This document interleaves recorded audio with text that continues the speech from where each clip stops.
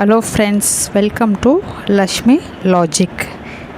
இன்றைக்கி வீடியோவில் நான் எதை பற்றி பேச போகிறேன்னா, 1 இயர்க்கு முன்னாடி கொஞ்சம் கோல்டு வாங்கினேன். அதை எப்படி வாங்கினேன், ஏன் வாங்கினேன்ற விஷயத்தை தான் உங்கள் கூட நான் இன்றைக்கி ஷேர் பண்ணலான்னு இருக்கேன். உங்களுக்கு இதுலேருந்து ஏதாவது யூஸ்ஃபுல்லாக இருக்குமான்னு பாருங்கள் ஃப்ரெண்ட்ஸ். ஓகேங்களா? 2024 தான் நான் வீடு வாங்கினேன். ஆல்மோஸ்ட் என்கிட்ட இருந்த எல்லா காசையும் எடுத்து போட்டு தான் இந்த வீடை நாங்கள் பர்ச்சேஸ் பண்ணோம். ஸோ 2025 என் ஹஸ்பண்டோட தம்பிக்கு ஒரு குழந்த பிறந்துச்சு. ஸோ அதுக்கு 1 இயர்க்கு அப்புறமா பர்த்டே வரும். அந்த பர்த்டேக்கு நாங்கள் எப்படி இருந்தாலும் ஒரு சவரத்துலையாவது நாங்கள் செயின் போட்டே ஆகணும். ஏன்னா அவங்க எங்களுக்கு செஞ்சுருக்காங்க. ஸோ பதிலுக்கு நாங்கள் அதை கண்டிப்பாக செஞ்சே ஆகணும். 2025 ஜூலையில் 1 கிராம் நான் வாங்குகிற அன்னைக்கு 9,126 ரூபீஸு. ஸோ நான் ஒரு 8 கிராம், அதாவது ஒரு சவரத்தில் செயின் எடுத்தேன். அதோட ப்ரைஸ் பார்த்திங்கன்னா 80,320 ரூபீஸ் ஆகிடுச்சு. எனக்கு இதெல்லாம் போட்டு வேஸ்டேஜு, ஜிஎஸ்டி எல்லாமே போட்டு இந்த காஸ்ட்டு வந்தது. ஸோ என்கிட்ட சுத்தமாக காசு இல்லை அப்போல்லாம். ஸோ ஃபஸ்ட்டு சீட்டு போட்டு எடுக்கலாம் அப்படின்னு கொஞ்சம் யோசித்தோம். அப்போ சீட்டு கட்டினோன்னா ஒரு சவரம் எடுக்க ஒரு 7,000 கட்டணும் மாதம் அப்படின்னு. 7,000 கட்டினோன்னா அன்றைக்கி கிராமுக்கு எப்படி வைப்பாங்கன்னா, வரவு வைப்பாங்கன்னா, அன்றைக்கி கோல்டு ரேட்டை அந்த 7,000 டிவைட் பண்ணால் என்ன கிராம் வரும், என்ன இது வருதோ அதை தான் கிராமாக வைப்பாங்க. இப்போ 9,126னா 7,000 அதை டிவைட் பண்ணிட்டா 0.7 கிராம்ஸ் தான் நம்மளுக்கு ஏறும். இதே மாதிரி 11 இது 11 மந்த்ஸு கோல்டு ஸ்கீமு.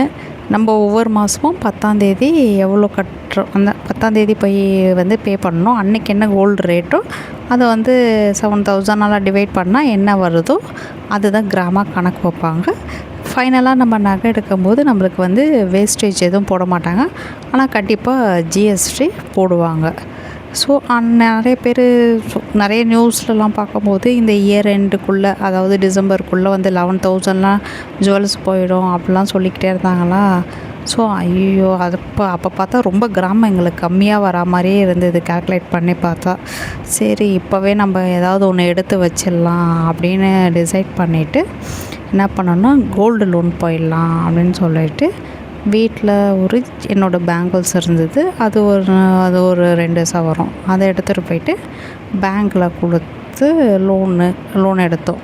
அது 1 கிராமுக்கு 6,200 கொடுக்குற மாதிரி இருந்தது. ஸோ 2 சவரத்துக்கு எனக்கு 1 லேக் கிட்ட வரைக்கும் எடுக்கலாம் அந்த பேங்கிள்ஸ் வச்சு. ஆனால் நான் ஒரு 80,000 தான் எடுத்தேன்.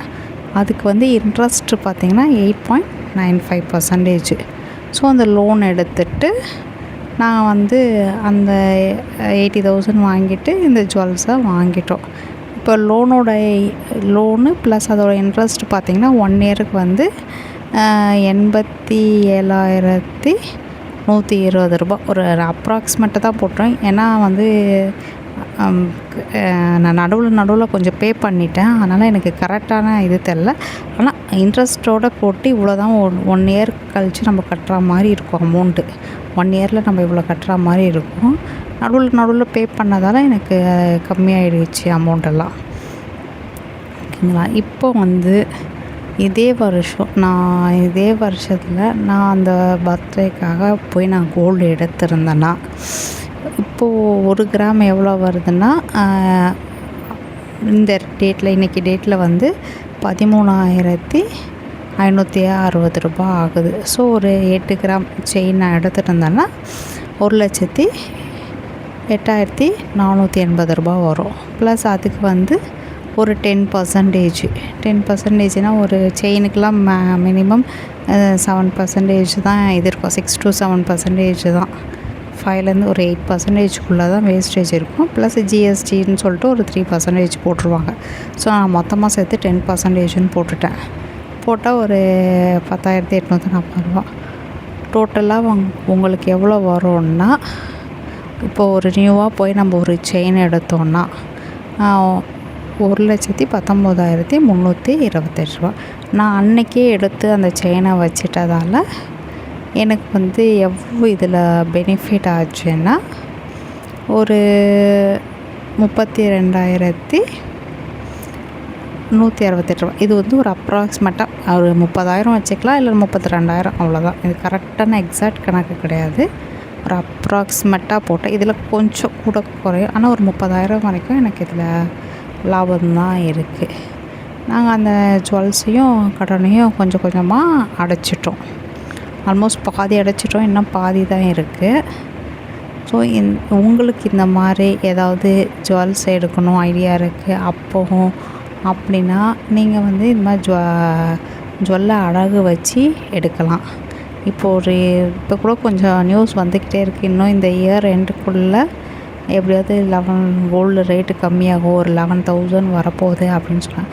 ஸோ உங்களுக்கு கையில் காசு இல்லை ஆனால் ஜுவல்ஸ் எடுக்கணும் அப்படின்னு தோணுச்சுன்னா இந்த மெத்தட் ஃபாலோ பண்ணி கூட நீங்கள் ஜுவல்ஸை எடுத்துக்கலாம்.